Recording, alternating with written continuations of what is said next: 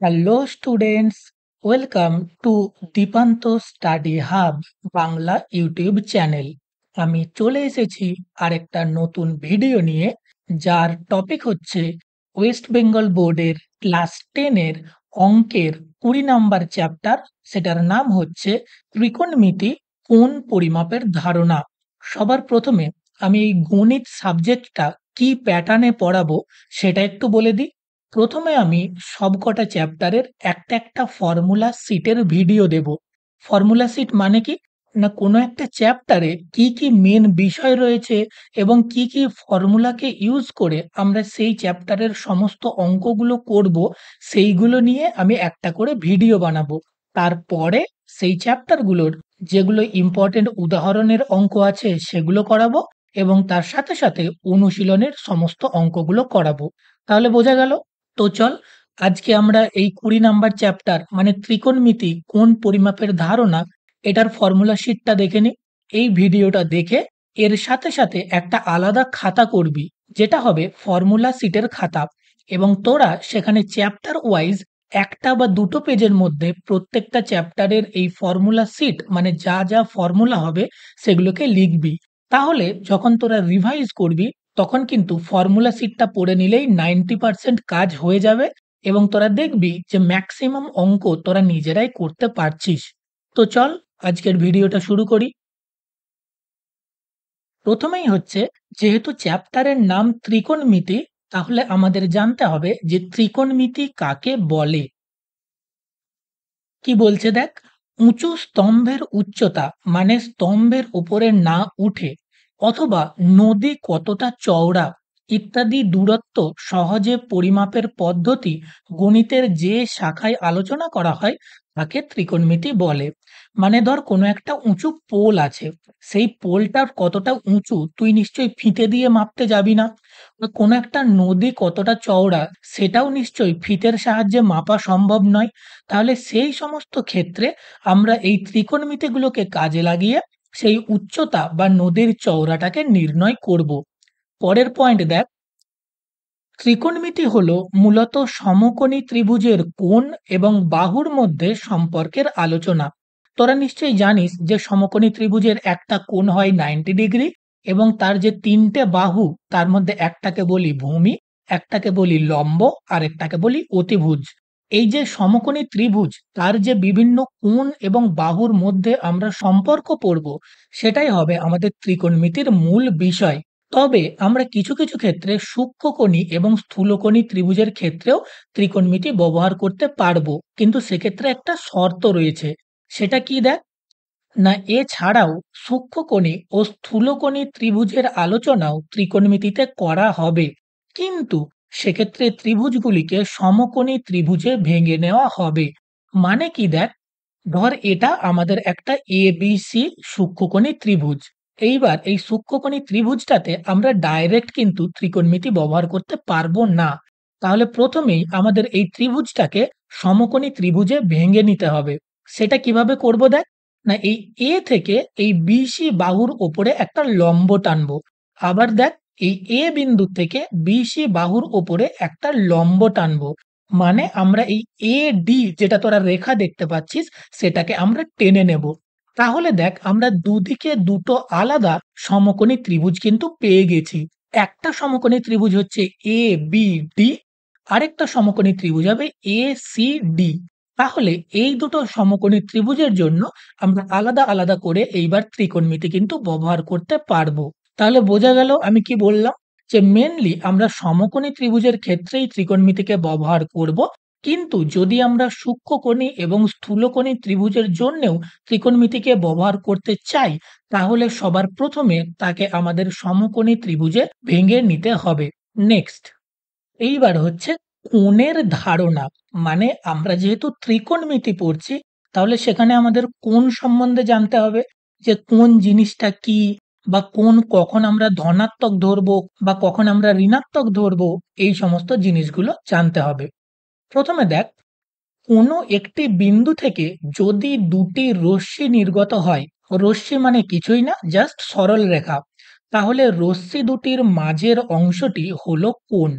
কিরকম দেখ, ধর এটা একটা রশ্মি, আরেকটা রশ্মি হচ্ছে এটা।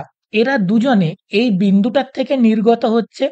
তাহলে এখানে আমরা কোনটাকে বলবো? এখানে একটা জিনিস আছে দেখ, আমরা এই দিকের এটাকেও কোণ বলতে পারবো, আবার এই দিকের এটাকেও কোণ বলতে পারবো।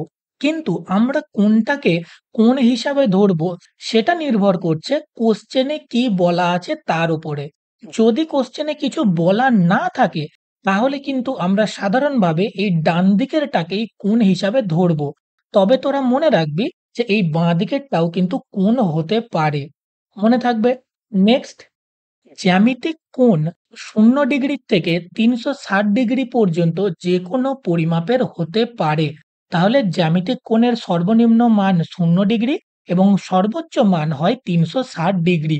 এই পর্যন্ত ক্লিয়ার? এইবারে একটা জিনিস বোঝ, এখানে যে দুটো সরল রেখা আমরা নিয়েছি তার মধ্যে এই সরল রেখাটাকে আমরা নড়াবো না, মানে ফিক্সড রাখবো, একই জায়গায় স্থির রাখবো।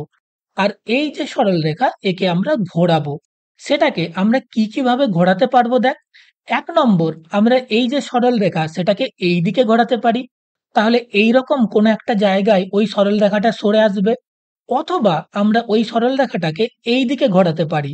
সেক্ষেত্রে এইরকম কোনো একটা জায়গায় সরল রেখাটা সরে আসবে। এই পর্যন্ত ক্লিয়ার? এইবারে তোরা আমাকে বল যে তোরা সবাই জানিস যে ঘড়ি কিভাবে ঘোরে? মানে ঘড়ির কাঁটাগুলো কিভাবে ঘোরে? দেখ, এইখানে ঘড়ির কাঁটাগুলো কিভাবে ঘুরছে সবাই নিশ্চয়ই জানিস। এইবার তোরা আমাকে বল যে এই বাঁদিকে যে দুটো ছবি আছে তাদের মধ্যে কোনটাতে আমরা ওই সরল রেখাটাকে ঘড়ির কাঁটা যেভাবে ঘুরছে সেই একইভাবে ঘুরিয়েছি। কোশ্চেনটা ক্লিয়ার? যে ঘড়ির কাঁটাটা কোন দিক থেকে কোন দিকে ঘুরছে তোরা দেখতে পাচ্ছিস? ঠিক সেই রকম ভাবে আমরা এই দুটোর মধ্যে কোনটাতে সরল রেখাটাকে ঘুরিয়েছি। একদম ঠিক বলেছিস। এই যেটা ডান দিকের ছবি আছে সেটাতে আমরা ঘড়ির কাঁটার দিকে এই সরল রেখাটাকে ঘুরিয়েছি। আর বাঁদিকে যেটা সরল রেখা সেটাকে কিন্তু আমরা ঘড়ির কাঁটার উল্টো দিকে ঘুরিয়েছি। আমরা এইখান থেকে এটাই শিখব যে যদি আমরা সরল রেখাটাকে ঘড়ির কাঁটার উল্টো দিকে ঘোরাই সেক্ষেত্রে যে ধরনের কোণটা উৎপন্ন হয়েছে সেটাকে আমরা বলবো ধনাত্মক কোণ, মানে পজিটিভ কোণ। আর যদি আমরা সরল রেখাটাকে ঘড়ির কাঁটার দিকে ঘোরাই সেক্ষেত্রে যে কোণটা তৈরি হয়েছে বা তৈরি হবে সেটাকে আমরা বলবো ঋণাত্মক কোণ। তাহলে এই পর্যন্ত ক্লিয়ার যে জ্যামিতিক কোণের মান 0 ডিগ্রি থেকে ৩৬০ ডিগ্রি পর্যন্ত হতে পারে। আর কোনো রেখাকে যদি আমরা ঘড়ির কাঁটার বিপরীতে ঘোরাই সেক্ষেত্রে ওই কোণটা হবে ধনাত্মক কোণ। আর যদি ঘড়ির কাঁটার দিকে ঘোরাই সেক্ষেত্রে কোণটা হবে ঋণাত্মক কোণ। বোঝা গেল? নেক্সট, এইবার কোণের মানগুলো কিভাবে পরিবর্তন হয় সেটা আমরা দেখব। প্রথম ছবিতে দেখ, একটা লাল রঙের রেখা রয়েছে আর একটা নীল রঙের রেখা বা লাইন রয়েছে। এইবারে এই যে লাল রঙের রেখাটা রয়েছে ওকে আমরা ঘোরাবো না, ওকে স্থির রাখবো। আর যে নীল রঙের রেখাটা রয়েছে তাকে আমরা ঘড়ির কাঁটার উল্টো দিকে এইভাবে ঘোরাতে থাকবো। প্রথমে দেখ, একটুখানি যদি আমরা ঘোরাই তাহলে এইরকম কোনো একটা জায়গায় যাবে। ওকে যদি আরো ঘোরাই তাহলে এইরকম কোনো একটা জায়গায় যাবে।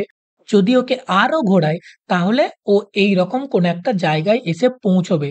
এবং এক্ষেত্রে এই ডান দিকে যে কোণটা উৎপন্ন হলো তার মান হবে ৯০ ডিগ্রি। বোঝা গেল? যদি একে আরো ঘোরাই তাহলে এইরকম জায়গায় এসে পৌঁছাবে। যদি আরো ঘোরাই তাহলে এইরকম কোনো একটা জায়গায় আসবে।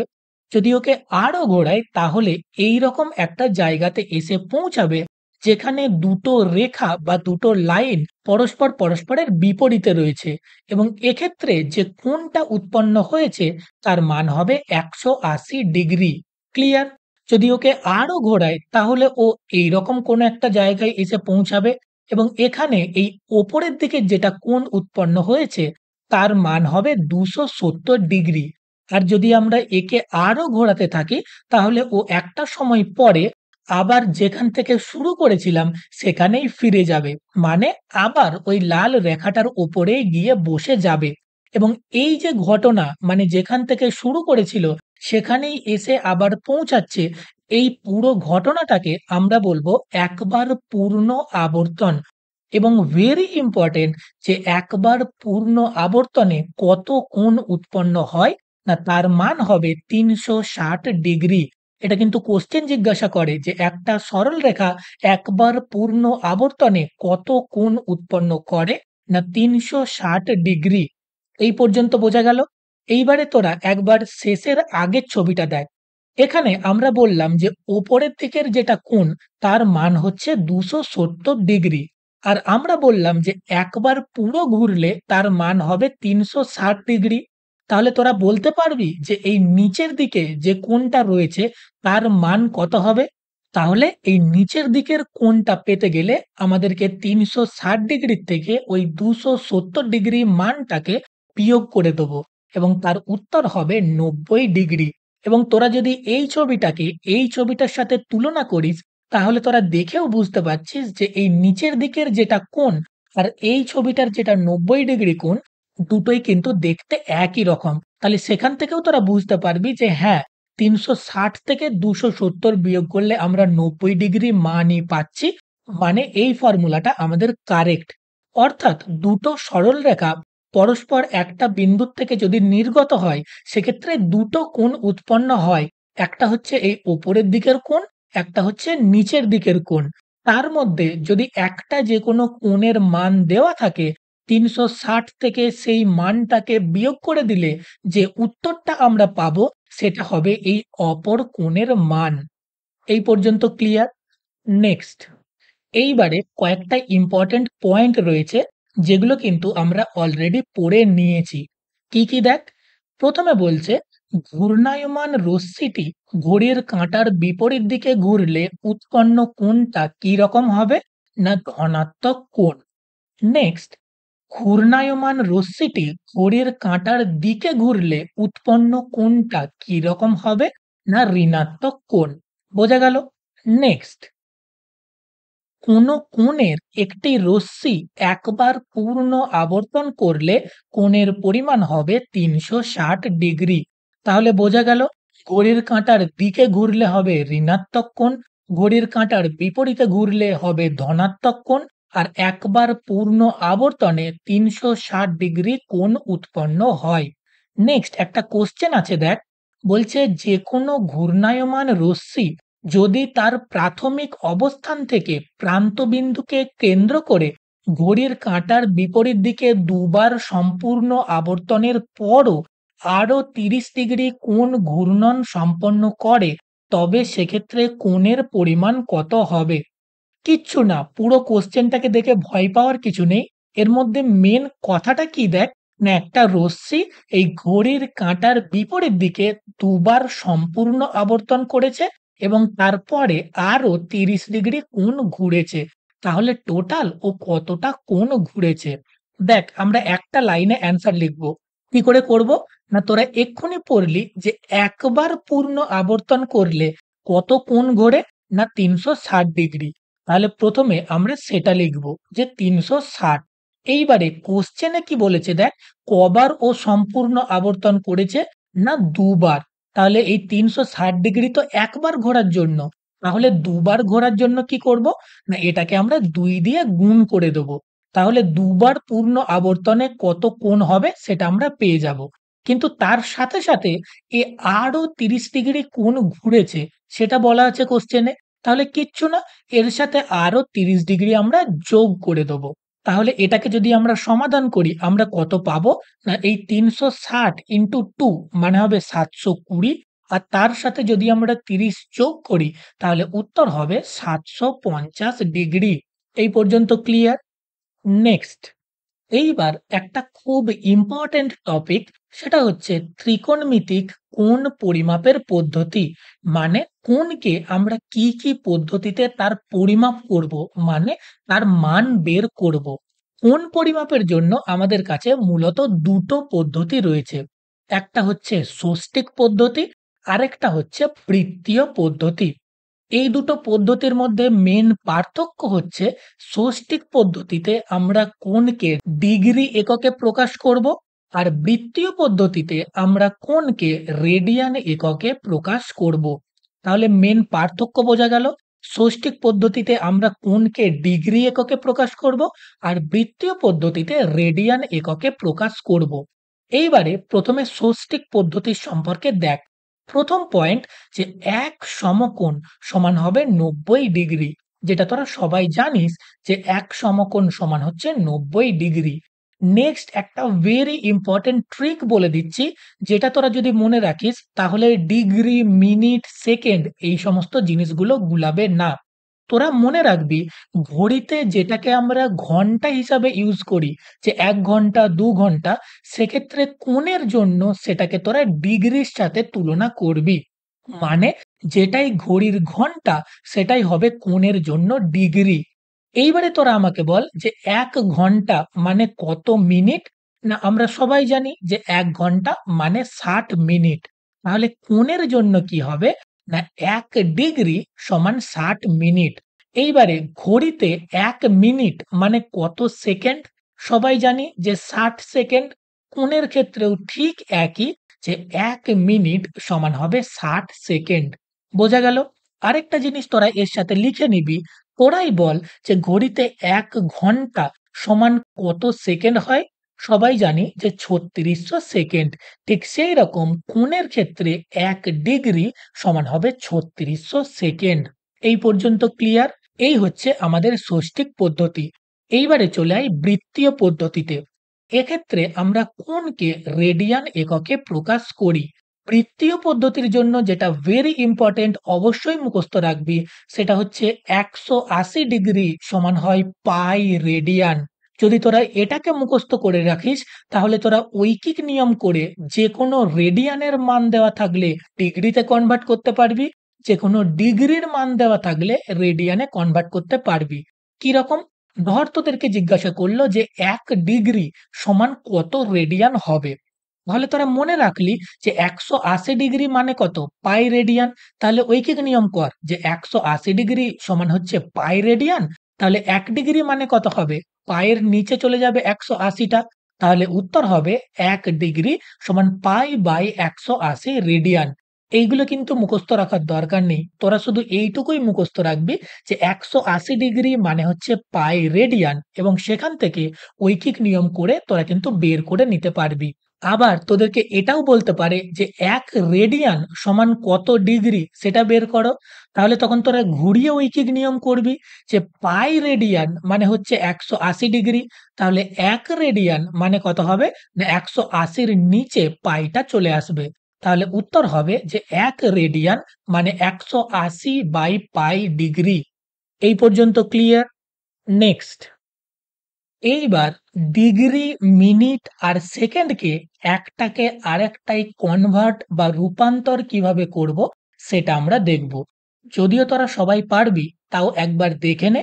সবার প্রথমে আমি যেটা বলেছি সেটা মনে রাখবি, যে ঘড়ির ক্ষেত্রে যেটা ঘন্টা, কোণের ক্ষেত্রে সেটা হয়ে যাবে ডিগ্রি। তাহলে সবার প্রথমে আমরা ডিগ্রিকে মিনিটে কিভাবে রূপান্তর করব? না ডিগ্রিতে যত মান দেওয়া থাকবে তাকে যদি আমরা ৬০ দিয়ে গুণ করে দিই তাহলেই আমরা পেয়ে যাব মিনিট।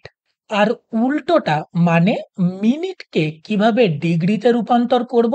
না মিনিটে যত মান দেওয়া থাকবে সেটাকে যদি আমরা ৬০ দিয়ে ভাগ করে দিই তাহলেই আমরা পেয়ে যাব ডিগ্রি। মানে ডিগ্রিকে মিনিটে করতে গেলে ৬০ দিয়ে গুণ, আর মিনিটকে ডিগ্রিতে করতে গেলে ৬০ দিয়ে ভাগ। বোঝা গেল? এইবার মিনিটকে সেকেন্ডে কিভাবে রূপান্তরিত করব? ওই একই জিনিস, মিনিটে যত মান দেওয়া থাকবে তাকে যদি আমরা ৬০ দিয়ে গুণ করি তাহলে সেটা হয়ে যাবে সেকেন্ডে। আর উল্টোটা, মানে সেকেন্ডকে মিনিটে কিভাবে রূপান্তর করব? না সেকেন্ডে যত মান দেওয়া থাকবে তাকে যদি আমরা ৬০ দিয়ে ভাগ করে দিই তাহলেই আমরা মিনিটে তার মান কত হবে সেটা পেয়ে যাব। আর যদি আমরা ডাইরেক্ট ডিগ্রিকে সেকেন্ডে রূপান্তর করতে যাই তাহলে আমরা কি করব? না সেক্ষেত্রে ৬০ ইনটু ৬০ মানে ৩৬০০ দিয়ে যদি ডাইরেক্ট গুণ করে দিই তাহলে সেটা ডিগ্রির থেকে পেয়ে যাব সেকেন্ডে। আর যদি উল্টোটা চাই, মানে সেকেন্ডকে যদি ডিগ্রিতে রূপান্তর করতে যাই সেক্ষেত্রে কি করব? না ৩৬০০ দিয়ে যদি আমরা ভাগ করে দিই তাহলেই সেকেন্ডে যা মান দেওয়া ছিল সেটা ডিগ্রিতে কনভার্ট বা পরিণত হয়ে যাবে। বোঝা গেল তাহলে? নেক্সট একটা ভেরি ইম্পোর্টেন্ট জিনিস, যে যদি কোনো একটা কোণের মান কেবলমাত্র ডিগ্রিতে দেওয়া থাকে তাহলে সেটাকে আমরা মিনিট এবং সেকেন্ড এর আকারে কিভাবে লিখতে পারবো? দেখ, যেমন হচ্ছে দেওয়া ছিল আমাদের ৯০ ডিগ্রি। সেটাকে আমরা মিনিটের আকারে কিভাবে লিখব? না লিখব ৮৯ ডিগ্রি ৬০ মিনিট। মানে ওই ডিগ্রির যেটা ভ্যালু তার থেকে ১ কমিয়ে দেব এবং সেই ১ যে ডিগ্রি তার পরিবর্তে আমরা লিখব ৬০ মিনিট। কারণ দেখ এই যে ৬০ মিনিট তার মানেই কত? ১ ডিগ্রি। তাহলে সেই ১ ডিগ্রিকে যদি আমরা ৮৯ ডিগ্রির সাথে যোগ করি তাহলে আমরা কিন্তু সেই ৯০ ডিগ্রিটাই পাবো। আবার এই ৯০ ডিগ্রিকে আমরা মিনিট এবং সেকেন্ড দুটোর আকারেই কিভাবে লিখব? না লিখব ৮৯ ডিগ্রি ৫৯ মিনিট ৬০ সেকেন্ড। মানে মিনিটে করার জন্য আমরা এমনিতেই ১ কমিয়ে নিয়েছিলাম। লিখেছিলাম ৮৯ ডিগ্রি ৬০ মিনিট। এইবারে ওই যে ৬০ মিনিট তার থেকে আবার আমরা ১ মিনিট কমিয়ে নেব। কমিয়ে দিয়ে করব ৫৯ মিনিট এবং ওই যে ১ মিনিট আমরা কমালাম, সেই ১ মিনিটকে আমরা সেকেন্ডের আকারে লিখব এবং আমরা জানি যে ১ মিনিট মানে হবে ৬০ সেকেন্ড। আর সেই কারণেই আমরা লিখেছি ৮৯ ডিগ্রি ৫৯ মিনিট ৬০ সেকেন্ড। কারণ দেখ তুই যদি ডান দিক থেকে দেখিস মানে ৬০ সেকেন্ড তার মানে কত? ১ মিনিট। সেই ১ মিনিটকে আমরা যদি এই ৫৯ মিনিটের সাথে যোগ করি তাহলে ৫৯ প্লাস ১ সমান হবে ৬০ মিনিট। আবার সেই ৬০ মিনিট মানেই কত? ১ ডিগ্রি। তাহলে সেই ১ ডিগ্রিকে যদি আমরা এই ৮৯ ডিগ্রির সাথে যোগ করি তাহলেই আমরা পেয়ে যাব ৯০ ডিগ্রি। তাহলে বোঝা গেল মেইন জিনিসটা যে ডিগ্রিতে যত মান দেওয়া থাকবে তার থেকে ১ ডিগ্রি আমরা কমিয়ে দেব এবং সেই ১ ডিগ্রিটার জন্য লিখে দেব ৬০ মিনিট। আর যদি আমাদেরকে সেকেন্ডের আকারেও লিখতে হয় তখন মিনিটের যত মান থাকবে তার থেকেও আমরা ১ কমিয়ে নেব এবং ওই ১ মিনিট মানে হচ্ছে ৬০ সেকেন্ড সেটাকে তার সাথে লিখে দেব। এবং এটা কখন দরকার পড়বে? না যখন একটা কোণ থেকে আরেকটা কোণের মানকে বিয়োগ করতে বলবে তখন কিন্তু এটা আমাদের কাজে লাগবে। বোঝা গেল? নেক্সট একটা কোশ্চেন যে ৮৫.১২ ডিগ্রিকে ডিগ্রি, মিনিট এবং সেকেন্ডে প্রকাশ করো। প্রথমে তোরা আমাকে বল যে এই যে আমরা লিখছি ১.৫ টাকা বা ১.৫ টাকা তার মানে কি? আমরা যখন কোনো সংখ্যাকে দশমিক আকারে লিখি সেটার মানে হচ্ছে যে দশমিকের আগে যে সংখ্যাটা আছে সেটা হচ্ছে গোটা সংখ্যা। তারপরে দশমিকের পরে যে সংখ্যাটা আছে সেটাকে আমরা তার সাথে যোগ করি। তার মানে এই যে ১.৫ টাকা সেটাকে আমরা কি লিখতে পারবো? ৳১ প্লাস ০.৫ টাকা। মানে ৳১ রয়েছে গোটা, কারণ দশমিকের আগে ১ রয়েছে। আর তার সাথে দশমিকের পরে যেটা রয়েছে সেটাকে আমরা শূন্য দশমিক বলে লিখেছি। তাহলে ৳১ আর ০.৫ টাকা। এইবার এটাকে আমরা আরো কি লিখতে পারবো? না লিখব সমান ৳১ যেরকম আছে সেটাকে আমরা ৳১ রেখে দেব। আর যেটা ০.৫ টাকা ৳১ মানে কত পয়সা? ১০০ পয়সা। তাহলে এই যে দশমিকে যে ০.৫ টাকা আছে, আমরা একে পয়সাতে রূপান্তরিত করব। সেটা কিভাবে? না এই যে ১০০ দিয়ে গুণ করে। তাহলেই সেটা হয়ে যাবে পয়সা। তাহলে আমরা সমান কি লিখতে পারবো? না ৳১ ৫০ পয়সা। ৳১ যেরকম ছিল সেইরকম।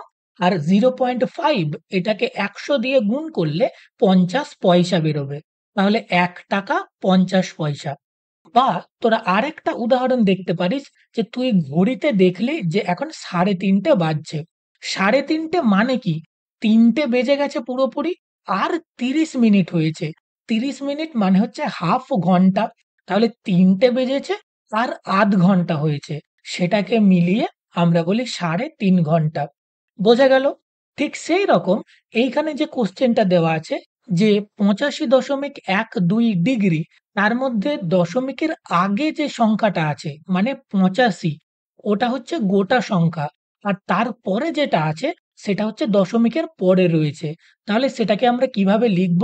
না ৮৫.১২ ডিগ্রি সমান আমরা লিখব যে গোটা রয়েছে ৮৫ ডিগ্রি প্লাস ০.১২ ডিগ্রি। কারণ দশমিকের পরে যেটা রয়েছে সেটাকে নিয়ম হচ্ছে শূন্য দশমিক করে লেখার। এই পর্যন্ত ক্লিয়ার? এইবারে 85 ডিগ্রি মানে তো গোটা ডিগ্রি, কিন্তু যেটা 0.12 ডিগ্রি রয়েছে এই ডিগ্রিকে আমরা দশমিকে রাখবো না। ডিগ্রিকে আমরা মিনিটে রূপান্তরিত করব। ডিগ্রিকে কিভাবে মিনিটে আমরা করতে পারি? একটু আগেই দেখলাম, না 60 দিয়ে গুণ করব। তাহলে আমরা কি করব? না 85 ডিগ্রিকে 85 ডিগ্রি রেখে দেবো, প্লাস যেটা 0.12 ডিগ্রি ছিল তাকে আমরা 60 দিয়ে গুণ করে দেবো এবং সেই অংশটা হয়ে যাবে আমাদের মিনিট। বোঝা গেল? সমান তাহলে আমরা কি লিখতে পারবো? না 85 ডিগ্রিকে আমরা 85 ডিগ্রি রেখে দেবো, আর যদি এই গুণটা করি তাহলে আমরা পাবো 7.2 বা 7.2, ওটা হয়ে যাবে মিনিট। তাহলে এখনো পর্যন্ত আমরা পেলাম 85 ডিগ্রি আর 7.2 মিনিট। কিন্তু এখানেও দেখ, মিনিটটাও কিন্তু দশমিকে রয়ে গেছে। তাহলে এটাকে এইবারে আমাদের সেকেন্ডে পরিণত করতে হবে। তাহলে এটা সমান আমরা কি লিখব? না ডিগ্রিটা যেমন রয়েছে সেই রকম রেখে দে, ওকে কিচ্ছু করার দরকার নেই। তাহলে 85 ডিগ্রি। ঠিক আগের মতোই এই যে 7.2 মিনিট পেয়েছি, তাহলে এটাকে আবার কি লিখতে পারবো? না 7 যেটা রয়েছে দেখ, ওটা হচ্ছে গোটা রয়েছে। তাহলে ওকে লিখবো আমরা 7 মিনিট। তার সাথে যেটা 0.2 সেটাকে আমরা প্লাস দিয়ে লিখবো যে 0.2 মিনিট। এক্ষুনি যেটা আমরা ডিগ্রির জন্য করছিলাম সেম আমরা মিনিটের জন্য করব। তাহলে 85 ডিগ্রিটাকে 85 ডিগ্রি রেখে দিলাম, আর 7.2 যে মিনিট ছিল সেটাকে আমরা ভেঙে দেবো 7 মিনিট আর 0.2 মিনিট। এইবারে যে 85 ডিগ্রি সেটা একটা গোটা সংখ্যা, 7 মিনিট এটাও একটা গোটা সংখ্যা। তাহলে এদেরকে আমরা এদের মতো রেখে দেব যে 85 ডিগ্রি 7 মিনিট। আর যেটা 0.2 মিনিট রয়েছে একে এইবারে আমরা সেকেন্ডে পরিণত করব। মিনিটকে সেকেন্ডে কি করে পরিণত করে? না একে আবার আমরা 60 দিয়ে গুণ করে দেব। তাহলে ওই অংশটা হয়ে যাবে সেকেন্ড। তাহলে মোট কি দাঁড়ালো? না 85 ডিগ্রি 7 মিনিট আর তার সাথে প্লাস করে 0.2 ইন্টু 60 সেকেন্ড। এইবারে যদি এটাকে করি তাহলে পাবো 85 ডিগ্রি যেমন ছিল, 7 মিনিট সেটাও যেমন ছিল, আর যদি এই গুণটা করি তাহলে আমরা পাবো 12 সেকেন্ড। তাহলে বোঝা গেল 85.12 ডিগ্রি সমান উত্তর হবে 85 ডিগ্রি 7 মিনিট 12 সেকেন্ড। এখানে মেন নিয়মটা হচ্ছে যে ডিগ্রি বা মিনিটকে আমরা দশমিকে রাখবো না। শুধুমাত্র গোটা সংখ্যাটাকে আমরা নিয়ে নেব এবং বাকি যেটা পড়ে থাকবে সেটা ডিগ্রিতে থাকলে তাকে মিনিটে, আর মিনিট থাকলে তাকে সেকেন্ডে রূপান্তরিত করে দেব। নেক্সট, এইবার আমাদের কোশ্চেন হচ্ছে যে 40 ডিগ্রি 16 মিনিট 24 সেকেন্ডকে রেডিয়ানে প্রকাশ করো। কি করে আমরা করব? না তোরা মনে করে দেখ, যখন আমি ওই কোণ পরিমাপের পদ্ধতি পড়াচ্ছিলাম একটু আগে, তখন বলেছিলাম যে 180 ডিগ্রি সমান হয় পাই রেডিয়ান, এবং আমি ওখানে বলেছিলাম যে তোরা শুধুমাত্র ওই সম্পর্কটাকেই মনে রাখবি এবং ঐকিক নিয়মের সাহায্যে সেখান থেকে আমরা যেকোনো রেডিয়ানের মানকে ডিগ্রিতে এবং যেকোনো ডিগ্রির মানকে রেডিয়ানে প্রকাশ করতে পারবো। এখানে একটা মান দেওয়া রয়েছে, কিন্তু এটা রয়েছে ডিগ্রি, মিনিট, সেকেন্ড সমস্ত কিছু মিশিয়ে। তাহলে প্রথমেই আমাদের এই গোটা জিনিসটাকে কেবলমাত্র ডিগ্রিতে রূপান্তরিত করতে হবে। তবেই আমরা ব্যবহার করতে পারবো ওই ফর্মুলাটা যে 180 ডিগ্রি সমান পাই রেডিয়ান। বোঝা গেছে? আরেকটা জিনিস তোদেরকে বলি, একটু আগে তোরা কি কোশ্চেনটা করলি? না 85.12 ডিগ্রিকে আমরা ডিগ্রি, মিনিট এবং সেকেন্ডে রূপান্তরিত করছিলাম। সেক্ষেত্রে আমরা শুরু করছিলাম বাঁ দিক থেকে। প্রথমে 85টাকে গোটা লিখেছিলাম, তারপরে 0.12 সেটাকে আমরা লিখেছিলাম। কিন্তু যখন আমাদের ডিগ্রি, মিনিট এবং সেকেন্ডে কোশ্চেনটা দেওয়া থাকবে এবং তাকে আমরা ডিগ্রিতে রূপান্তরিত করব, তখন কিন্তু আমাদের ডান দিক থেকে শুরু করতে হবে। তাহলে এখানে প্রথমে আমাদেরকে 24 সেকেন্ড এইখান থেকে শুরু করতে হবে। বোঝা গেল? তাহলে প্রথমে আমরা কি করব? না এই যে 24 সেকেন্ড রয়েছে একে আমরা এক ধাপ পিছনে নিয়ে যাব। মানে একে মিনিটে রূপান্তরিত করব।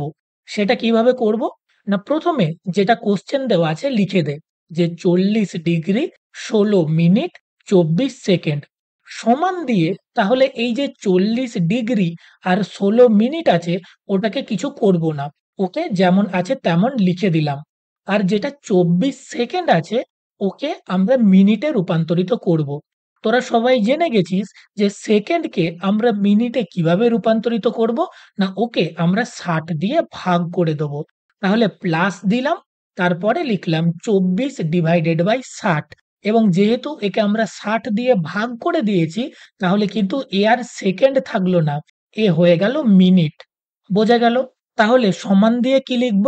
না 40 ডিগ্রি 16 মিনিট যেমন রয়েছে তেমন লিখে দেবো। আর প্লাস বা যোগ চিহ্ন দিয়ে এই 24/60 একে যদি ওপর নিচে আমরা 12 দিয়ে কাটাকাটি করি তাহলে পাবো 2/5 মিনিট। এই পর্যন্ত ক্লিয়ার? এইবারে দেখ 40 ডিগ্রি সেটা ডিগ্রিতে রয়েছে কিন্তু 16 যেটা আছে ওটাও মিনিটে রয়েছে আর 2 এর 5 যেটা সেটাও হচ্ছে মিনিট। তাহলে দুটো মিনিট যেহেতু এক কাছে আছে তাহলে ওদেরকে আমরা যোগ করব।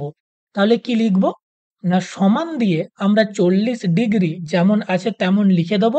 আর এই যে 16 প্লাস 2 এর 5 এটাকে আমরা ব্র্যাকেটের মধ্যে লিখে মাথায় মিনিট চিহ্ন দিয়ে দেবো। ক্লিয়ার? সমান দিয়ে কি করব? না 40 ডিগ্রি যেমন আছে তেমন করে দেব। আর এই যোগটা যেটা ভগ্নাংশের যোগ তোরা নিশ্চয়ই সবাই জানিস সেটাকে সলভ করলে আমরা পাবো 82/5 মিনিট। তাহলে এই পর্যন্ত ক্লিয়ার? 40 ডিগ্রি আর 82/5 মিনিট। এইবারে আমাদের ডান দিকে কে রয়েছে? না 82/5 মিনিট। এই মিনিটটাকে এইবারে আমরা ডিগ্রিতে রূপান্তরিত করব। সেম জিনিস মিনিটকে আমরা ডিগ্রিতে কিভাবে করব?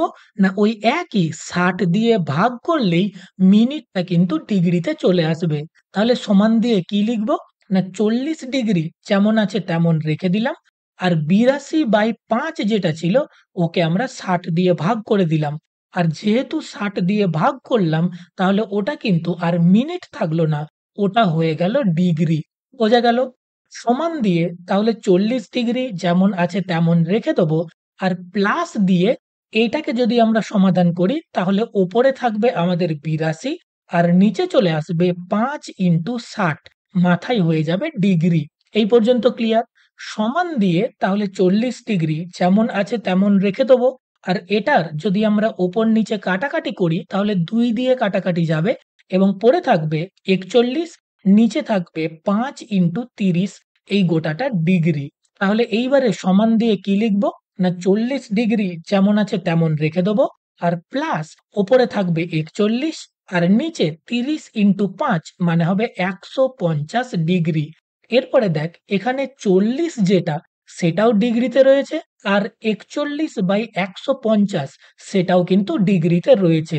এই দুটোকেও আমরা যোগ করে দেব এবং উত্তরটা আমরা পাবো 6041 ডিভাইডেড বাই 150 ডিগ্রি। এই পর্যন্ত বোঝা গেল? অ্যান্সারটা কিন্তু এখনো কমপ্লিট হয়নি। কোশ্চেনে কি বলেছিল দেখ, এই যে জিনিসটা দেওয়া আছে তাকে রেডিয়ানে প্রকাশ করতে হবে। আমরা পড়েছিলাম যে 180 ডিগ্রি সমান পাই রেডিয়ান। কিন্তু তাহলে আমাদের এই যে গোটা জিনিসটা ডিগ্রি, মিনিট এবং সেকেন্ডে দেওয়া আছে, একে তো আগে আমাদের শুধুমাত্র ডিগ্রিতে নিয়ে আসতে হবে। সেই কাজটাই আমরা এখানে করলাম। বোঝা গেল? তাহলে 40 ডিগ্রি 16 মিনিট 24 সেকেন্ড সমান আমরা লিখতে পারবো 6041 ডিভাইডেড বাই 150 ডিগ্রি। এইবারে আমরা ওই ঐকিক নিয়মটা পরের পেজে ইউজ করব। আমরা কি জানি যে 180 ডিগ্রি সমান হচ্ছে পাই রেডিয়ান। তাহলে 1 ডিগ্রি সমান আমরা কি বলতে পারবো? না পাইয়ের নিচে চলে যাবে 180 তাহলে 1 ডিগ্রি সমান হবে পাই বাই 180 রেডিয়ান। আর আগের পেজে যেটাকে আমরা ডিগ্রিতে রূপান্তর করার পরে পেয়েছিলাম যে 6041 ডিভাইডেড বাই 150 সেই ডিগ্রিটা সমান তাহলে কি হবে? না পাই বাই 180 যেমন ডান দিকে ছিল তার সাথে এই 6041 ডিভাইডেড বাই 150 মানে নরমাল যেটা ঐকিক নিয়ম আমরা করি সেটা হয়ে যাবে এবং এটাকে যদি আমরা সমাধান করি আমাদের উত্তর হবে ৬০৪১ পাই ডিভাইডেড বাই ২৭,০০০ রেডিয়ান। তাহলে এইখানে উত্তরটা কমপ্লিট হলো। আগের পেজে যেটা কোশ্চেন ছিল ওই কত ডিগ্রি, কত মিনিট, কত সেকেন্ড তাকে রেডিয়ানে রূপান্তরিত করতে বলেছিল। সেটার উত্তর হচ্ছে এই ৬০৪১ পাই ডিভাইডেড বাই ২৭,০০০ রেডিয়ান। বোঝা গেল? নেক্সট, এইবার একটা খুব ইম্পর্টেন্ট কোশ্চেন রয়েছে যে ৩৭৫০ সেকেন্ডকে ডিগ্রি, মিনিট এবং সেকেন্ডে প্রকাশ করো। এটা আমি খুব আস্তে আস্তে বোঝাচ্ছি, ভালো করে বুঝে নে। প্রথমে তোরা আমাকে বল যে ১ ডিগ্রি মানে কত সেকেন্ড? না ৩৬০০ সেকেন্ড। ওটাকে আমরা ঘুরিয়ে তাহলে বলতে পারবো যে ৩৬০০ সেকেন্ড সমান হচ্ছে ১ ডিগ্রি। এইবারে তোকে এখানে কোশ্চেনে একটা মান দিয়েছে যে ৩৭৫০ সেকেন্ড, সেটাকে ডিগ্রি, মিনিট এবং সেকেন্ডে প্রকাশ করতে বলেছে।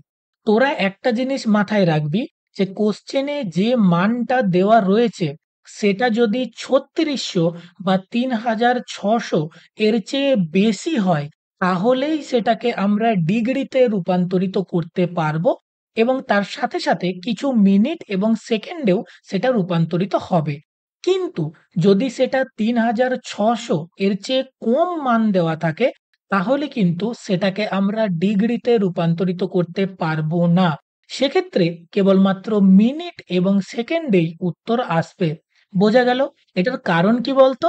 যে কারণ আমাদের মিনিমাম ১ ডিগ্রি পাওয়ার জন্যেও আমাদের তো ৩৬০০ সেকেন্ড প্রয়োজন। তাহলে কোশ্চেনেই যদি ৩৬০০ থেকে কম মান দেওয়া থাকে তাহলে আমরা ওকে ৩৬০০ দিয়ে তো ভাগ করতে পারবো না। তাহলে সেক্ষেত্রে কোশ্চেনে দেওয়া সেকেন্ডের মানটা যদি ৩৬০০ থেকে কম হয় তাহলে তাকে আমরা ডিগ্রিতে রূপান্তরিত করতে পারবো না। কেবলমাত্র মিনিট এবং সেকেন্ডেই রূপান্তরিত করতে পারবো। বোঝা গেল? এইবারে দেখ, এখানে কোশ্চেনে যে মানটা দেওয়া আছে ৩৭৫০, তাহলে এটা ৩৬০০ র চেয়ে বড়। তার মানে আমরা একে ডিগ্রিতে রূপান্তরিত করতে পারবো। তাহলে তোরা প্রথমে এই ৩৭৫০ এটাকে ডাইরেক্ট তোরা ৩৬০০ দিয়ে ভাগ করে দে। যদি তোরা ভাগ করিস তাহলে ভাগফল পাবি তোরা ১ এবং ভাগশেষ পাবি ১৫০। তোরা কোনো ভগ্নাংশকে পূর্ণ সংখ্যায় রূপান্তরিত করার নিয়ম কিন্তু জানিস। এই ৩৭৫০ সেটাকে আমরা ৩৬০০ দিয়ে ভাগ করে ওটাকে আমরা পূর্ণ সংখ্যায় রূপান্তরিত করলাম। যে ১ পূর্ণ ১৫০/৩৬০০। বোঝা গেল? তার মধ্যে এই যে ১ পূর্ণ মানে যেটা গোটা সংখ্যা পাশে রয়েছে ওটা হয়ে যাবে তোদের ডিগ্রি। তাহলে একে আমরা লিখতে পারবো যে ১ ডিগ্রি এবং যেটা পড়ে আছে সেটা আমাদের পড়ে থাকবে সেকেন্ডে, যে ১৫০ সেকেন্ড। মানে যেটা তোরা ভাগ করলে ভাগশেষ পাবি সেটা আমাদের পড়ে থাকবে সেকেন্ডে। এই পর্যন্ত বোঝা গেল? তাহলে আমাদের বেরিয়ে গেল ১ ডিগ্রি। তার সাথে পড়ে রইল ১৫০ সেকেন্ড। এইবারে তোরা বল যে ১৫০ যেটা সেকেন্ড একে তো আমরা ৬০ দিয়ে ভাগ করতে পারবো। কারণ এটা ৬০ এর চেয়ে বড়। তার মানে এই যে ১৫০ সেকেন্ড একে কিন্তু আমরা মিনিটেও রূপান্তরিত করতে পারবো। সেম যেমন আমি বলেছিলাম যে ৩৭৫০ সেটাকে আমরা ৩৬০০ দিয়ে কেন ভাগ করছিলাম? কারণ ১ ডিগ্রি সমান হচ্ছে ৩৬০০ সেকেন্ড। সেম ভাবে ১ মিনিট সমান যেহেতু ৬০ সেকেন্ড, তাহলে সেক্ষেত্রে সেকেন্ডের মান যেটা পড়ে আছে সেটা যদি ৬০ এর চেয়ে বড় হয় তবেই কিন্তু আমরা ওকে ৬০ দিয়ে ভাগ করতে পারবো এবং আমরা মিনিটের একটা মান পাবো। তাহলে যেহেতু এখানে ১৫০ যেটা রয়েছে সেটা ৬০ এর চেয়ে বড়, তাহলে আমরা লিখব ১৫০ সেকেন্ড এবং সেটাকে আমরা ৬০ দিয়ে ভাগ করব। যে ১৫০ ডিভাইডেড বাই ৬০। এইবারে তোরা যদি ভাগ করিস তাহলে দেখবি তোরা ভাগফল পাবি ২ এবং ভাগশেষ পাবি ৩০। তাহলে সেটাকেই আমরা লিখতে পারবো ২ পূর্ণ ৩০ এর ৬০। ঠিক আছে? এবং এই যে ২ গোটা সংখ্যা আছে, যেহেতু আমরা ৬০ দিয়ে ভাগ করছিলাম সেকেন্ডকে, তাহলে এই ২ গোটা সংখ্যাটা হয়ে যাবে আমাদের ২ মিনিট। এবং যেটা পড়ে আছে সেটা যেহেতু আমরা সেকেন্ড দিয়েই বাঁদিকে শুরু করেছিলাম যে ১৫০ সেকেন্ড, তাহলে সেটা আমাদের পড়ে রয়ে যাবে ৩০ সেকেন্ড। বোঝা গেল?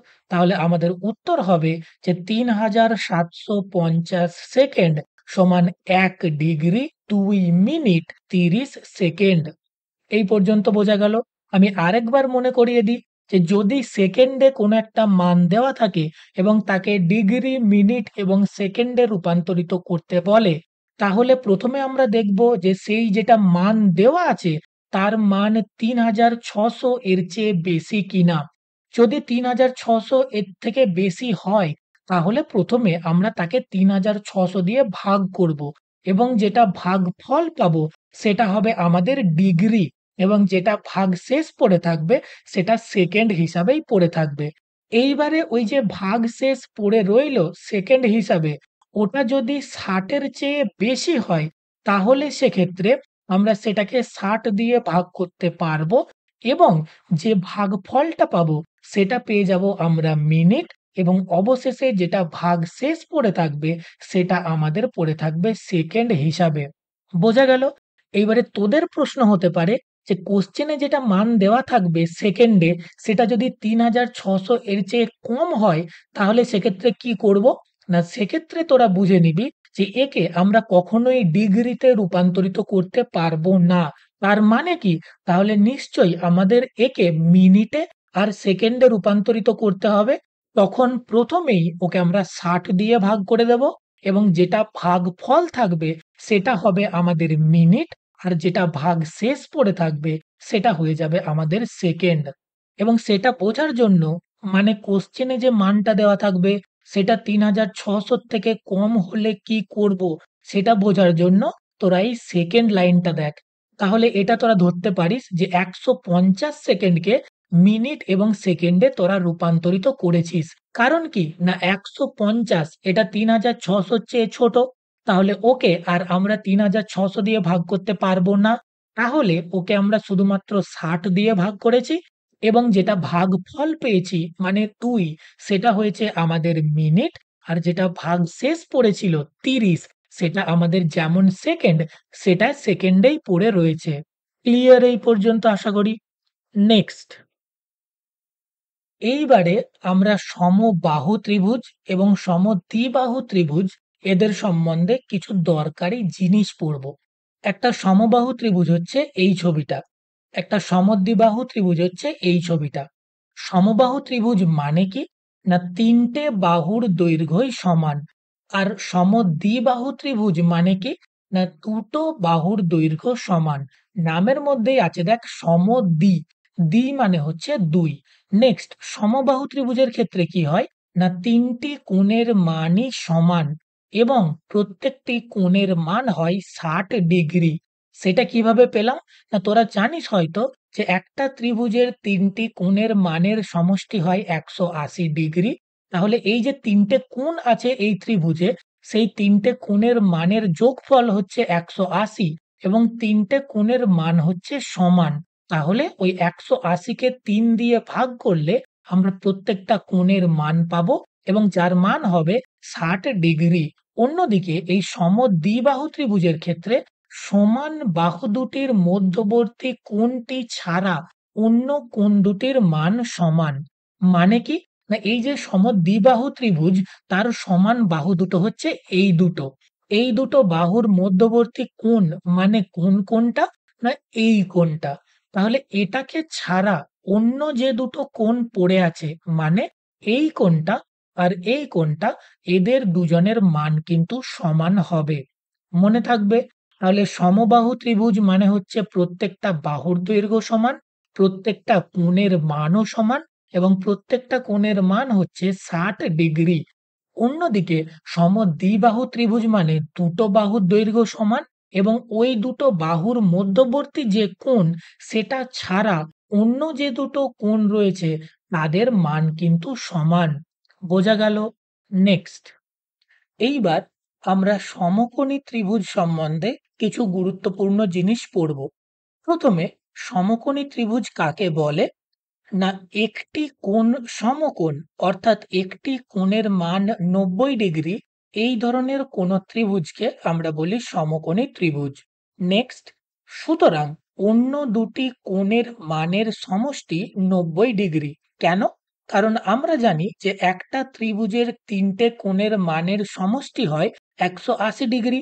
তাহলে তার মধ্যে একটা কোণ নিজেই যদি ৯০ ডিগ্রি হয়, তাহলে বাকি দুটো কোণ মিলিয়ে ৯০ ডিগ্রি হতে হবে। তবেই তো দুটোকে যোগ করলে আমরা ১৮০ ডিগ্রি পাবো। ক্লিয়ার? এইবার ধর এটা একটা সমকোণী ত্রিভুজ ABC, যার এই কোণটা মানে কোণ ACB সেটা হচ্ছে ৯০ ডিগ্রি। আর এই বাহুটা মানে AB এটা হচ্ছে অতিভুজ। তাহলে অতিভুজ কাকে বলবো আমরা? না, সমকোণের বিপরীত বাহুকে আমরা বলি অতিভুজ। আর তোরা মনে রাখবি এই যে অতিভুজ সেটা হচ্ছে বৃহত্তম বাহু। এই ত্রিভুজটার মধ্যে AB এই যে বাহুটা এটার দৈর্ঘ্য সবচেয়ে বেশি বাকি দুটো বাহুর তুলনায়। বোঝা গেল? আর অন্য যে দুটো বাহু আছে মানে AC আর BC এই দুটো হচ্ছে লম্ব এবং ভূমি। একটাকে আমরা লম্ব বলবো আর একটাকে আমরা ভূমি বলবো। তাহলে লম্ব এবং ভূমি হচ্ছে AC এবং BC। এইবারে আমি একটা অ্যাডভান্স জিনিস শেখাচ্ছি অল্প করে। সেটা হচ্ছে কখন আমরা কোন বাহুটাকে লম্ব বলবো এবং কোন বাহুটাকে ভূমি বলবো। এই জিনিসটা তোদের ক্লাস 11-12 এ গিয়ে কিন্তু কাজে লাগবে। দেখ, যদি আমরা এই কোণটাকে মানে এই এক্স কোণটাকে কোণ হিসাবে ধরি বা এটার সাপেক্ষে নির্ণয় করি, সেক্ষেত্রে এই এক্স কোণটা কোন দুটো বাহুর সাথে যুক্ত আছে বলতো? একটা হচ্ছে AB মানে অতিভুজ, আরেকটা হচ্ছে BC এই নিচের বাহুটা। তোরা মনে রাখবি আমরা যে কোণটার সাপেক্ষে বের করছি সেটা অতিভুজ ছাড়া অন্য যে বাহুটার সাথে যুক্ত আছে সেটা হবে ওই কোণটার সাপেক্ষে ভূমি। মানে যদি এই কোণ এক্স এর জন্য ধরি তাহলে ভূমি হবে BC। তাহলে আর কোন বাহুটা পড়ে রইল? সেটা হচ্ছে এই AC বাহুটা। তাহলে AC হয়ে যাবে লম্ব। বোঝা গেল? তাহলে দেখ, কোণ এক্স এর জন্য লম্ব সমান হচ্ছে AC আর ভূমি সমান হচ্ছে BC। কারণ এই কোণ এক্সটা অতিভুজ ছাড়া এই BC বাহুটার সাথেও কিন্তু যুক্ত আছে। বোঝা গেল? ঠিক একইভাবে যদি আমরা এই কোণটা মানে কোণ Y এর সাপেক্ষে ধরি, সেক্ষেত্রে কি হবে? না, ওই Y কোণটা অতিভুজ ছাড়া কোন বাহুটার সাথে যুক্ত আছে? সেটা হচ্ছে AC। তাহলে কোণ Y এর জন্য কি হবে দেখ? না, এক্ষেত্রে লম্ব হবে BC আর ভূমি হবে AC। কারণ AC বাহুটার সাথে এই Y কোণটা যুক্ত আছে। ক্লিয়ার? তাহলে তোরা মনে রাখবি যে সমকোণের যেটা বিপরীত বাহু সেটা সব ক্ষেত্রেই অতিভুজ। ওর কোনো চেঞ্জ নেই। মানে এখানে তুই যে কোণটার সাপেক্ষেই ধরিস এই AB বাহুটা হবে অতিভুজ। এইবারে অন্য যে দুটো কোণ রয়েছে মানে ৯০ ডিগ্রি ছাড়া অন্য যে দুটো কোণ আছে তাদের মধ্যে আমি কোনটার সাপেক্ষে ধরছি তার উপরে নির্ভর করে আমাদের লম্ব এবং ভূমিটা চেঞ্জ হয়। আমরা যে কোণটার সাপেক্ষে ধরবো সেটা অতিভুজ ছাড়া অন্য আরেকটা যে বাহুর সাথে যুক্ত থাকবে সেটা হয়ে যাবে তার জন্য ভূমি, এবং অন্য আরেকটা যেটা বাহু আমাদের বাদ পড়ে রয়েছে সেটা হয়ে যাবে তার লম্ব। বোঝা গেল? নেক্সট, সমকোণী সমদ্বিবাহু ত্রিভুজ কাকে বলে? না, সমকোণী মানে সে তো সমকোণী অর্থাৎ যে কোনো একটা কোণের মান ৯০ ডিগ্রি। আর সমদ্বিবাহু মানে কি? যে কোনো দুটো বাহুর দৈর্ঘ্য সমান হবে। আমি তোদেরকে একটু আগেই বললাম যে সমকোণী ত্রিভুজের ক্ষেত্রে অতিভুজটা সবসময় সবচেয়ে বড় দৈর্ঘ্যের হয়। তাহলে আমাদের ওটাকে তো ধরে কোনো কাজ নেই। তাহলে যে অন্য দুটো বাহু পড়ে আছে মানে একটা লম্ব আর একটা ভূমি, তাদের দৈর্ঘ্য কিন্তু সমান হবে। অর্থাৎ লম্ব এবং ভূমির দৈর্ঘ্য সমান। আরেকটা জিনিস তোরা মনে করে দেখ যে আমরা বলেছিলাম যে সমদ্বিবাহু ত্রিভুজের ক্ষেত্রে ওই দুটো সমান বাহুর মাঝখানের যেটা কোণ সেটাকে বাদ দিয়ে আর যে দুটো কোণ পড়ে থাকে মানে এই ছবিটার ক্ষেত্রে কোণ এক্স এবং কোণ ওয়াই তাদের মান কিন্তু সমান হয়। আবার আমরা এটাও পড়লাম ২ নাম্বার পয়েন্টে এখানে যে এই এক্স এবং ওয়াই মানে যে দুটো কোণ পড়ে রয়েছে এদের যোগফল হচ্ছে ৯০ ডিগ্রি। তাহলে এক্স এবং ওয়াই এর মান সমান, আবার এক্স এবং ওয়াই এর যোগফল হচ্ছে ৯০ ডিগ্রি। তাহলে প্রত্যেকের মান কত হবে? না, অর্ধেক অর্ধেক হবে। মানে 90° ডিভাইডেড বাই 2 অর্থাৎ 45 ডিগ্রি হবে। তাহলে আমরা বলতে পারবো যে অন্য দুটি কোণ মানে এক্স এবং ওয়াই এদের প্রত্যেকের মান 45 ডিগ্রি। বোঝা গেল? নেক্সট এই সমকোণী ত্রিভুজ সম্বন্ধে আমরা আরো একটু কিছু জিনিস পড়ব। এখানে এই ছবিটাই দেখ, আমরা অতিভুজ দেখিয়েছি আর আমরা সাধারণভাবে নিচের যেটা বাহু সেটাকে ভূমি ধরেছি আর যেটা আরেকটা পড়ে রয়েছে সেটাকে আমরা লম্ব ধরে নিয়েছি। এইবারে সমকোণী ত্রিভুজের জন্য একটা ভেরি ইম্পর্টেন্ট ফর্মুলা হচ্ছে অতিভুজের স্কোয়ার সমান ভূমি স্কোয়ার প্লাস লম্ব স্কোয়ার, এবং এটা হচ্ছে আমাদের পিথাগোরাসের সূত্র। মানে অতিভুজের একটা দৈর্ঘ্য রয়েছে, সেটার স্কোয়ার মানে বর্গ করলে আমরা যেটা পাবো, আর ভূমির দৈর্ঘ্যের বর্গ এবং লম্বর দৈর্ঘ্যের বর্গ এদের দুজনকে যোগ করলে যে মানটা পাবো সেই দুটো কিন্তু সমান। বোঝা গেল? অতিভুজের স্কোয়ার সমান ভূমি স্কোয়ার প্লাস লম্ব স্কোয়ার। নেক্সট এইবারে একটা ভেরি ইম্পর্টেন্ট চার্ট রয়েছে এখানে, যে কিছু কমন সংখ্যা রয়েছে, যে তোকে যদি ভূমির দৈর্ঘ্য এবং লম্বের দৈর্ঘ্য দিয়ে দেয়, তুই যদি মুখস্থ রাখতে পারিস এইগুলো, তাহলে তুই ইজিলি অতিভুজের দৈর্ঘ্যটা পেয়ে যাবি। যেমন ধর তোকে বলল যে ভূমি এবং লম্ব এদের মধ্যে যে কোনো একটার দৈর্ঘ্য 3 আর একটার দৈর্ঘ্য 4, তাহলে যদি আমরা ভূমি স্কোয়ার প্লাস লম্ব স্কোয়ার করি মানে পিথাগোরাসের সূত্রটাকে ব্যবহার করি, তাহলে আমরা কি পাবো না 3 এর স্কোয়ার প্লাস 4 এর স্কোয়ার সমান হচ্ছে 25 পাবো, সমানই হচ্ছে 5 এর স্কোয়ার, মানে অতিভুজটা হবে 5। তাহলে এক্ষেত্রে যদি আমরা ত্রয়ী বলি, ত্রয়ী মানে তিনটে জিনিসের কালেকশন, সেটা হচ্ছে 3 4 5। তার মধ্যে প্রথম দুটো হবে ভূমি এবং লম্ব, আর 3 নম্বর যেটা লাস্টে থাকছে সেটা হবে অতিভুজ। তাহলে 3 4 5 এদের মধ্যে 3 আর 4 হবে ভূমি এবং লম্ব, আর অতিভুজ হবে 5। সিমিলারলি তোকে যদি ভূমি এবং লম্বের মধ্যে যে কোনো একটা 5 এবং যে কোনো একটা 12 হয়, তাহলে তুই মনে রাখবি অতিভুজটার দৈর্ঘ্য হবে 13, কারণ আমাদের 2 নম্বর ত্রয়ী হচ্ছে 5 12 13। মনে থাকবে কি করে আসছে এটা? না যদি আমরা 5 এর স্কোয়ার প্লাস 12 স্কোয়ার করি, তাহলে সেটার উত্তর হবে 169, যেটা হচ্ছে 13 স্কোয়ার। সেখান থেকে আমরা বলতে পারবো যে ভূমি এবং লম্ব যদি 5 এবং 12 হয়, সেটা ভূমির দৈর্ঘ্য 5 লম্বের দৈর্ঘ্য 12 হতে পারে, অথবা ভূমির দৈর্ঘ্য 12 এবং লম্বের দৈর্ঘ্য 5 হতে পারে। মানে 5 এবং 12র মধ্যে যে কোনো একটা ভূমি হবে, যে কোনো একটা লম্ব হবে, সেক্ষেত্রে অতিভুজ হবে 13। বোঝা গেল? 3 নাম্বারটা দেখ, ভূমি এবং লম্ব যদি 8 এবং 15 হয়, তাহলে সেক্ষেত্রে 8 এর স্কোয়ার প্লাস 15 স্কোয়ার সমান হবে 289, সমান হচ্ছে 17 স্কোয়ার। তাহলে অতিভুজটা হবে 17, এবং সেক্ষেত্রে ত্রয়ীটা হবে 8 15 17।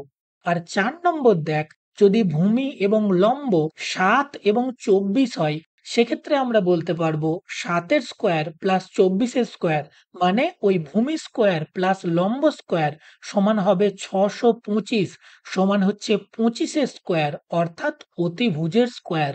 তাহলে অতিভুজ হবে 25। সেক্ষেত্রে আমরা ত্রয়ী বলবো 7 24 25। বোঝা গেল? তাহলে মেন তোরা মনে রাখবি এই ত্রয়ী যে বক্সটা আছে সেটা, যে যদি 3 4 হয় তাহলে অতিভুজ হবে 5, যদি 5 12 হয় তাহলে অতিভুজ হবে 13, যদি 8 15 হয় তাহলে অতিভুজ হবে 17, যদি 7 24 হয় তাহলে অতিভুজ হবে 25। বোঝা গেল? যদি মুখস্থ নাও থাকে তাহলে ভয় পাওয়ার কিছু নেই। ভূমি স্কোয়ার প্লাস লম্ব স্কোয়ার করে যেটা যোগফল বেরোবে সেটার বর্গমূল করে দিলেই তোরা অতিভুজের দৈর্ঘ্যটা পেয়ে যাবি। তবে এইগুলো হচ্ছে কমন উদাহরণ। এক্সামে বারবার এই ভ্যালুগুলোই ঘুরে ঘুরে আসে। ওই জন্য যদি মনে রাখতে পারিস তাহলে ক্যালকুলেশনটা তোরা তাড়াতাড়ি করতে পারবি। বোঝা গেল? নেক্সট এইবার ৩টে ইম্পর্টেন্ট কোশ্চেন রয়েছে। প্রথম কোশ্চেন, ত্রিভুজের ৩টি কোণের মানের সমষ্টির মান ষষ্ঠিক ও বৃত্তীয় পদ্ধতিতে কত হয়? মানে ডিগ্রিতে এবং রেডিয়ানে কত হবে? তোরা নিশ্চয়ই জানিস যে ত্রিভুজের ৩টে কোণের সমষ্টি কত হয়? ১৮০ ডিগ্রি। আর আজকে আমি তোদেরকে পড়ালাম যে 180 ডিগ্রি মানেই হচ্ছে পাই রেডিয়ান। তাহলে উত্তর হবে 180 ডিগ্রি বা পাই রেডিয়ান। বোঝা গেল? নেক্সট কোশ্চেন, সমবাহু ত্রিভুজের প্রতিটি কোণের মান কত? যেটা আমি তোদেরকে একটু আগেই পড়িয়ে দিয়েছি। একটা ত্রিভুজের তিনটে কোণের সমষ্টি কত হয়? 180 ডিগ্রি। আর সমবাহু ত্রিভুজের ক্ষেত্রে আমরা কি পড়েছিলাম? না তিনটে কোণের মানই হচ্ছে সমান। তাহলে তিনটে কোণের মান সমান, আবার তিনজনের যোগফল হচ্ছে 180 ডিগ্রি। তাহলে প্রত্যেকটা কোণের মান আমরা কি করে পাবো? না এই 180 ডিগ্রিকে 3 দিয়ে ভাগ করে দেবো। তাহলে পাবো যে প্রত্যেকটা কোণের মান 60 ডিগ্রি। আর তোরা যদি ওই 180 ডিগ্রি সমান পাই রেডিয়ান ওই ঐকিক নিয়মটা ব্যবহার করিস, তাহলে দেখবি 60 ডিগ্রি সমান পাবি পাই/3 রেডিয়ান। বোঝা গেল? তাহলে একটা সমবাহু ত্রিভুজের প্রত্যেকটা কোণের মান 60 ডিগ্রি বা পাই/3 রেডিয়ান। নেক্সট কোশ্চেন, একটি ত্রিভুজের দুটি কোণের ষষ্ঠিক মান যথাক্রমে 65 ডিগ্রি ও 85 ডিগ্রি হলে তৃতীয় কোণের মান নির্ণয় করো। তুই মনে কর তোকে তোর বাবা, মা এবং ভাই মিলে তোকে একটা টাকা দিয়েছে। তুই যোগ করে দেখলি তার মধ্যে রয়েছে 100 টাকা। এইবারে তোর মা বললেন যে তিনি দিয়েছেন 50 টাকা, তোর বাবা দিয়েছেন 30 টাকা। তাহলে তোর ভাই তোকে কত টাকা দিয়েছে কি করে বের করবি? না প্রথমে মা এবং বাবার টাকাটা যোগ করবি, যে মায়ের 50 টাকা আর বাবার হচ্ছে 30 টাকা, মিলে হচ্ছে 80 টাকা। তোর কাছে মোট কত রয়েছে? 100 টাকা। তাহলে ভাই কত দিয়েছে? না ওই মোট টাকা অর্থাৎ 100 থেকে ওই 80 টাকাটা বিয়োগ করলেই পেয়ে যাব যে ভাই দিয়েছে 20 টাকা। ঠিক সেই রকম ভাবে আমরা এই কোশ্চেনটাকেও একটা লাইনে উত্তর করব। কি করে? না লিখে দে যে তৃতীয় কোণ ইজ ইকুয়ালস টু, মানে যেটার মান বের করতে বলেছে সেটা ইজ ইকুয়ালস টু, এইবারে বল যে একটা ত্রিভুজের তিনটে কোণের মানের সমষ্টি কত হয়? 180 ডিগ্রি। অন্যদিকে যে দুটো কোণের মান দেওয়া রয়েছে সেই দুটোর যোগফল কত হবে? না 65 ডিগ্রি প্লাস 85 ডিগ্রি। এইবারে এই দুটো কোণের যে যোগফল তাকে যদি আমরা মোট ওই 180 থেকে বিয়োগ করে দিই, মানে মাঝখানে মাইনাস চিহ্ন দিয়ে দিই, তাহলেই আমরা তৃতীয় কোণটার মান পেয়ে যাব। কারণ তিনটের যোগফল 180, তার মধ্যে দুটোর মান দেওয়াই আছে। তাহলে ওই দুটোকে যোগ করে 180 থেকে বিয়োগ করে দেবো। তাহলেই আমরা তৃতীয় কোণটার মান পেয়ে যাব। তাহলে এখানে 180 ডিগ্রি মাইনাস এই দুটোকে যোগ করলে আমরা পাবো 150 ডিগ্রি সমান উত্তর হবে 30 ডিগ্রি। তাহলে বোঝা গেল তৃতীয় কোণটার মান হবে 30 ডিগ্রি। তাহলে এই রকম যদি কোশ্চেন আসে তোরা করতে পারবি। নেক্সট, এইবার আরেকটা ভেরি ইম্পর্টেন্ট জিনিস, সেটা হচ্ছে বৃত্তচাপ, ব্যাসার্ধ এবং কেন্দ্রস্থ কোণ এর মধ্যে সম্পর্কটা কি। এখানে আমরা একটা ফর্মুলা পড়ব, তার আগে বিষয়টা বোঝ। এটা হচ্ছে একটা বৃত্ত, তার মধ্যে আমরা এই বেগুনি রঙের একটা অংশ নিয়ে কাজটা করব। তার মধ্যে এই বিন্দুটার থেকে এই বিন্দুটা পর্যন্ত এই যে বাঁকা পথের দৈর্ঘ্য, সেটাকে আমরা বলবো বৃত্তচাপ, এবং এটাকে আমরা ছোট হাতের এস দিয়ে প্রকাশ করব। এরপর তোরা জানিস যে বৃত্তের কেন্দ্র থেকে পরিধি পর্যন্ত এই যে দূরত্বটা, সেটাকে আমরা বলি ব্যাসার্ধ, এবং একে আমরা ছোট হাতের আর দিয়ে প্রকাশ করি। আর এই যে বৃত্তচাপটা কেন্দ্রে যে এই কোণটা উৎপন্ন করেছে তাকে আমরা বলবো কেন্দ্রস্থ কোণ, এবং একে আমরা থিটা দিয়ে প্রকাশ করব। বোঝা গেল? তাহলে এক্ষেত্রে এই এস, থিটা এবং আর এদের মধ্যে সম্পর্কটা হবে এস সমান আর থিটা। ভেরি ইম্পর্টেন্ট সম্পর্ক, এস সমান আর থিটা। মানে তোকে যদি এই তিনটে জিনিস এস, আর এবং থিটা, এই তিনটের মধ্যে যে কোনো দুটো জিনিসের মান দেওয়া থাকে, তুই 3 নম্বর জিনিসটার মান কিন্তু বের করতে পারবি। তবে এখানে তোরা একটা জিনিস অবশ্যই খেয়াল রাখবি, যে এখানে যে কেন্দ্রস্থ কোণ অর্থাৎ থিটা, তার মান অবশ্যই রেডিয়ানে বসাতে হবে। তোদেরকে কিন্তু এক্সামে ভুল করানোর জন্য কোশ্চেনেতে মানটা ডিগ্রিতেই দেওয়া থাকবে। সবার প্রথমে তোরা ওই ডিগ্রির মানটাকে রেডিয়ানেতে কনভার্ট করবি। কিভাবে? না ওই যে 180 ডিগ্রি সমান পাই রেডিয়ান, ওই ফর্মুলাটাকে ব্যবহার করে প্রথমে ওর মানটাকে রেডিয়ানে কনভার্ট করবি বা রূপান্তরিত করবি। তারপর এই থিটার জায়গায় ওর মানটা বসাবি। বোঝা গেল? যেমন একটা কোশ্চেন দেওয়া আছে দেখ, একটি বৃত্তের ব্যাসার্ধের দৈর্ঘ্য 6 সেমি হলে ওই বৃত্তে 15 সেমি দৈর্ঘ্যের বৃত্তচাপ কেন্দ্রে যে কেন্দ্রস্থ কোণ তৈরি করে তার বৃত্তীয় মান কত হবে? সবার প্রথমে কি কি মান দেওয়া আছে সেগুলোকে চিহ্নের সাহায্যে প্রকাশ কর। কি দেওয়া আছে প্রথমে? না ব্যাসার্ধের দৈর্ঘ্য 6 সেমি। মানে কি? মানে আমরা লিখব r is equals two 6 semi, কারণ আমরা ব্যাসার্ধটাকে আর দিয়েই প্রকাশ করি। তার সাথে সাথে কি দেওয়া আছে? না 15 সেমি দৈর্ঘ্যের বৃত্তচাপ। মানে কি বলতো? এই এস সমান হচ্ছে 15 সেমি, অর্থাৎ বৃত্তচাপটার দৈর্ঘ্য। তাহলে আমাদেরকে কিসের মানটা ক্যালকুলেট করতে হবে? সেটা হচ্ছে কেন্দ্রস্থ কোণ, অর্থাৎ থিটা। তাহলে আমরা কি ফর্মুলা ইউজ করব? না S is equals to R theta. এইবারে এই ফর্মুলাতে আমরা আর এবং এস এই দুটোর মান বসিয়ে দেব এবং সেটাকে যদি আমরা সমাধান করি আমরা উত্তর পাবো থিটা ইজ ইকুয়ালস টু 15/6 সমান হবে 5/2, কিন্তু এটা হবে রেডিয়ানে। এইবারে তোদেরকে যদি ডিগ্রিতে মান বের করতে বলে তাহলে তোরা ওই 180 ডিগ্রি সমান পাই রেডিয়ান এই ফর্মুলাটাকে ইউজ করে ডিগ্রিতে মানটা বের করে নিবি। বোঝা গেল? তাহলে এই পেজ থেকে আমরা মেন ফর্মুলা এটাই শিখলাম যে S is equals to R theta. Next একটা ছোট টপিক, সেটা হচ্ছে পূরক কোণ বা সম্পূরক কোণ। প্রথম কথা, পূরক কোণ এবং সম্পূরক কোণ দুজনেই কিন্তু একই, মানে একই জিনিসের দুটো নাম। এইবার তাহলে পূরক কোণ বা সম্পূরক কোণ কাকে বলে? দুটি কোণের সমষ্টি 90 ডিগ্রি হলে কোণ দুটিকে একটি অপরটির পূরক কোণ বলে। মানে কি? তোরা যেমন এখন ক্লাস 10-এ উঠে তোরা বলিস না যে আমরা মেড ফর ইচ আদার, ভাবিস তোরা সারা জীবন একসাথে থাকবি। সেই রকম এরা হচ্ছে মেড ফর ইচ আদার, মানে দুটো কোণের যোগফল যদি 90 ডিগ্রি হয় তাহলে একজন আরেকটার পূরক কোণ, অর্থাৎ একজন আরেকটার মেড ফর ইচ আদার।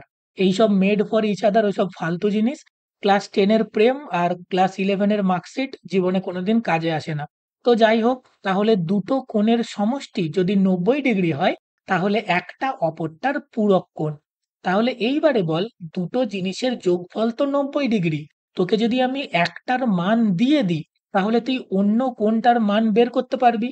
সেটা কিভাবে? না একটি কোণের মান সমান হবে 90 ডিগ্রি মাইনাস অপর কোণের মান। অর্থাৎ একটা কোণের মান দেওয়া থাকলে যদি 90 ডিগ্রির থেকে সেই কোণটার মানটা বিয়োগ করে দিস তাহলে তুই অন্য কোণের মানটা পেয়ে যাবি। এইবারে যদি ওই একটা কোণের মান শুধুমাত্র ডিগ্রিতে থাকে তাহলে তো ঝামেলা মিটে গেল, তুই ডাইরেক্ট 90 থেকে ওটার বিয়োগ করে দিবি।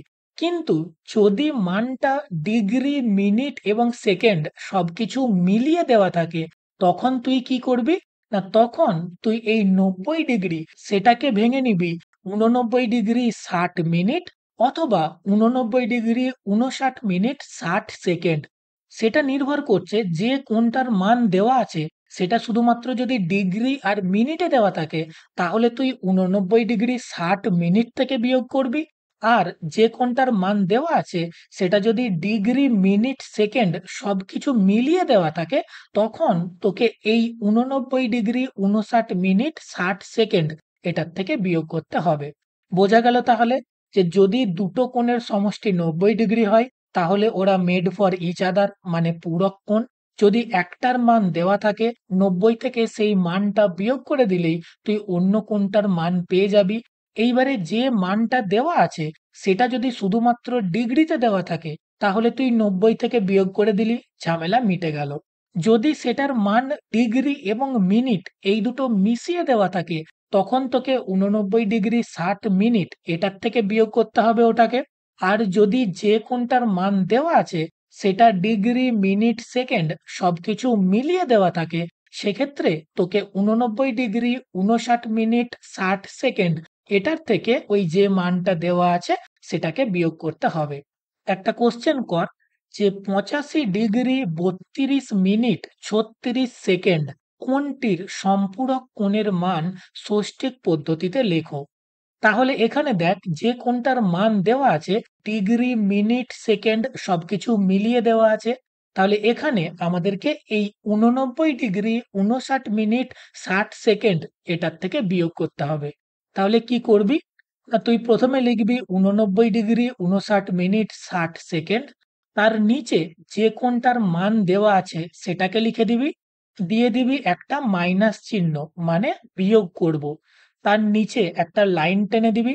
এইবারে সবার ডান দিক থেকে নরমাল আমরা যেরকম বিয়োগ করি সেই রকম বিয়োগ কর।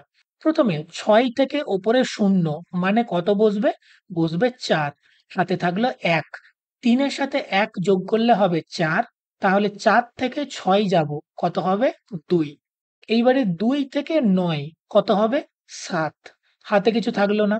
3 থেকে 5 কত হবে? 2, হাতে কিছু থাকলো না। আর 5 থেকে 9 কত হবে? 4।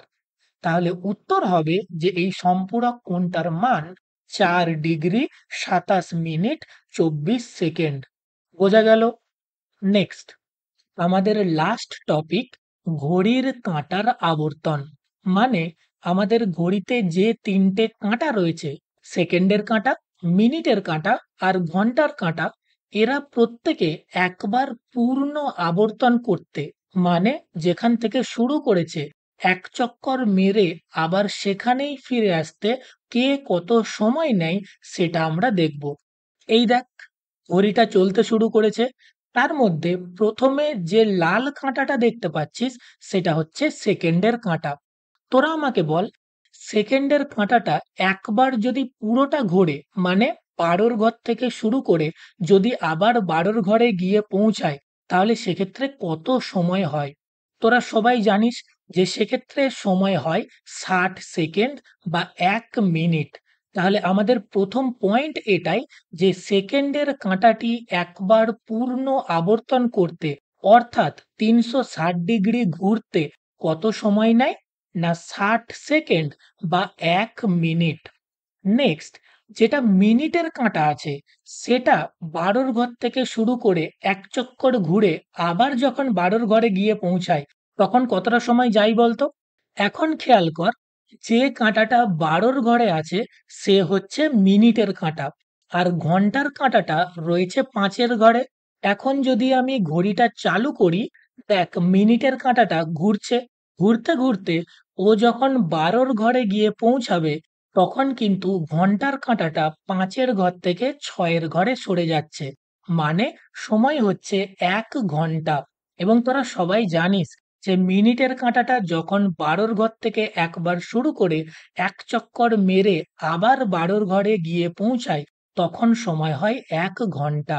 তাহলে সেকেন্ড কোশ্চেনের উত্তর ওটাই হবে যে মিনিটের কাঁটাটি একবার পূর্ণ আবর্তন করতে, অর্থাৎ 360 ডিগ্রি ঘুরতে কত সময় নেয়? না 1 ঘন্টা, বা যেটাকে আমরা বলবো 60 মিনিট। আর লাস্ট, ঘন্টার কাঁটাটা যদি একবার 12 ঘর থেকে শুরু করে আবার 12 ঘরে গিয়ে পৌঁছায় তখন কি হবে বলতো? একবার যখন ঘন্টার কাঁটাটা 12 ঘর থেকে শুরু করবে তখন ধরে নে দুপুর 12টা। ও কখন আবার 12 ঘরে গিয়ে পৌঁছাবে বলতো? যখন রাত 12টা বাজবে। তাহলে ও শুরু করছে দুপুর 12টায়, ওখানে গিয়ে পৌঁছাচ্ছে আবার রাত 12টায়। তাহলে একবার পূর্ণ আবর্তন করতে ঘন্টার কাঁটাটা কত সময় নিচ্ছে? না 12 ঘন্টা। বোঝা গেল? তাহলে একবার পূর্ণ আবর্তন করতে, অর্থাৎ 360 ডিগ্রি ঘুরতে সেকেন্ডের কাঁটাটার সময় লাগে 60 সেকেন্ড বা 1 মিনিট, মিনিটের কাঁটাটার সময় লাগে 60 মিনিট বা 1 ঘন্টা, আর ঘন্টার কাঁটাটার সময় লাগে 12 ঘন্টা। ক্লিয়ার? আমাদের আজকের ভিডিওটা এই পর্যন্তই। তোদের কেমন লাগলো অবশ্যই কমেন্ট সেকশনে জানাস। আর এর পরে কোন চ্যাপ্টারের ফর্মুলা শিটের ভিডিও চাই সেটাও কমেন্টে জানাস। আমি সেই অনুযায়ী ভিডিও নিয়ে আসবো। আর যেহেতু আমি এই চ্যাপ্টারের ফর্মুলা শিট করালাম, এর পরের ভিডিওতে আমি এই চ্যাপ্টারের উদাহরণের যত ইম্পোর্টেন্ট কোশ্চেন রয়েছে সেইগুলো এবং অনুশীলনীর যা সমস্ত কোশ্চেন সেইগুলো আমি তোদেরকে করাবো। তো তোদের সাথে সেই ভিডিওতে খুব তাড়াতাড়ি দেখা হচ্ছে। আর যদি এই ভিডিওতে তোদের কোনো কিছু ডাউট থাকে তাহলে কমেন্ট সেকশনে অবশ্যই জানাস।